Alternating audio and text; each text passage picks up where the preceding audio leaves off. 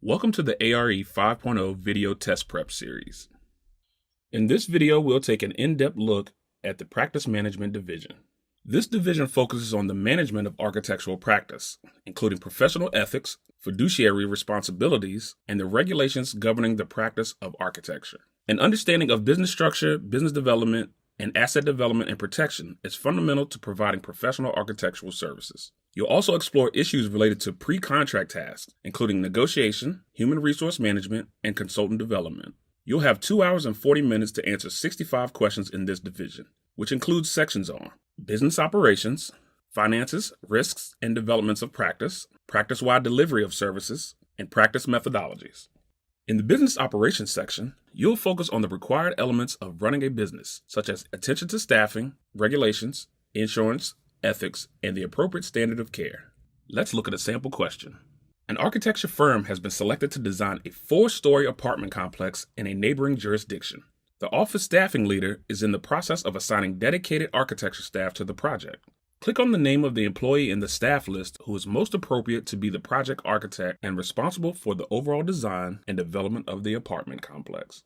Here is the correct response. The process for assigning staffing resources within an architecture firm is discussed in the Architect's Handbook of Professional Practice. First, you must evaluate staff on availability, experience, and credentials. You must also verify that the roles and responsibilities of the position align with the project requirements. Employee E is licensed in the project's jurisdiction, is only charging 25% of their time to firm projects, and has work experience on related project types. Based on the information provided, this makes employee E the most appropriate choice to serve as project architect for the new apartment complex. This is an AE level item requiring you to evaluate firm resources and determine staffing based on the requirements of a building project. In the Finances, Risk, and Development of Practice section, you'll explore the components of running and developing a practice, like attending to finances, mitigating risk and liability, and negotiating services and contracts. Let's look at a sample question. Refer to the exhibit. Office leadership at an AE firm is performing an evaluation of the efficiency of their office and overall effectiveness of each employee. What is the utilization rate of Architect A? Here is the correct response. According to the Architect's Guide to Small Firm Management and the Architect's Handbook of Professional Practice, utilization rate is a measure of the effective use of labor and is calculated by dividing an employee's direct labor by their total labor. First, you need to identify the direct labor hours for Architect A. Time spent on the Westside Community Center, City View Rehabilitation Clinic, and Parkside Apartments is all direct labor because it is charged to each project. Hours spent on responding to an RFP, firm staffing, and continuing education are considered indirect labor. By dividing the direct labor hours by the total hours, you determine that Architect A's utilization rate is 80%. Because the percent symbol is given next to the answer box, you know the correct answer should be represented as a percentage, not a decimal. This is an AE level item requiring you to analyze an employee's use within an architecture office to determine the effectiveness of their labor. In the practice-wide delivery of services section, you will focus on projects in the context of how they impact the overall running of a practice. Let's look at a sample question.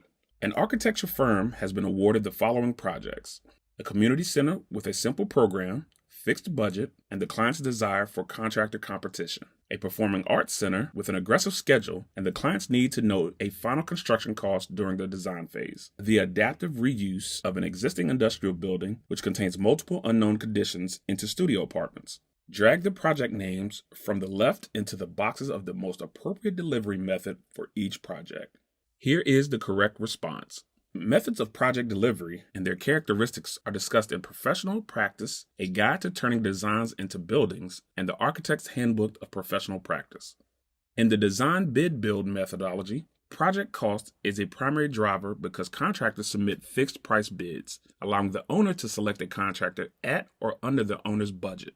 This delivery method fulfills the community center's requirement of a fixed budget and contractor competition. In the construction manager as constructor delivery method, the constructor can provide technical advice early in the design process and a guaranteed maximum price, GMP, based on early design documents. They are also able to implement a fast-track schedule with multiple construction documentation packages, fulfilling the requirements of the performing arts center. The construction manager as agent delivery method can provide the owner with early construction consulting, but does not provide a final construction cost during the design phase. Since the adaptive reuse project contains unknown conditions, a cost plus fixed fee delivery method will be the most appropriate because it disconnects the contractor's profit from any increase in project costs that may occur during construction. This is an AE level item because it requires the evaluation of different project goals and their alignment with various methods of delivery. In the practice methodology section, you will analyze how a practice is structured to achieve its goals and how to coordinate various projects and services within a practice. Let's look at a sample question. 2 architects are forming a new architectural design firm and need to choose a business entity. One architect anticipates bringing several existing clients, while the other architect is leaving a larger firm and is unable to bring clients. They will initially only conduct business in one state and have no plans to add additional employees. The architects would like to protect their personal assets and maximize their tax benefits. Which legal entities should the architects establish for their practice? Limited liability partnership, general partnership, sub-C corporation. Here is the correct response. According to Law for Architects, What You Need to Know, and the Architect's Handbook of Professional Practice, partners of a limited liability partnership are not personally liable for obligations of the LLP, but may be liable for their own personal negligence. LLPs are not required to pay federal taxes, as income and losses are reported on each individual's tax return.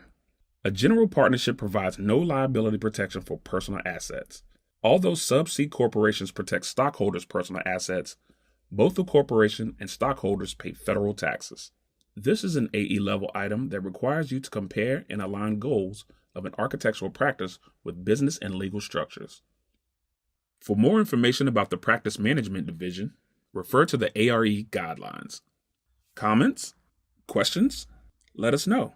Be sure to check out the ARE 5.0 community for expert advice and tips from fellow candidates. And for more information about the content covered in each division and tips on navigating the exam interface, please watch our other ARE 5.0 test prep videos.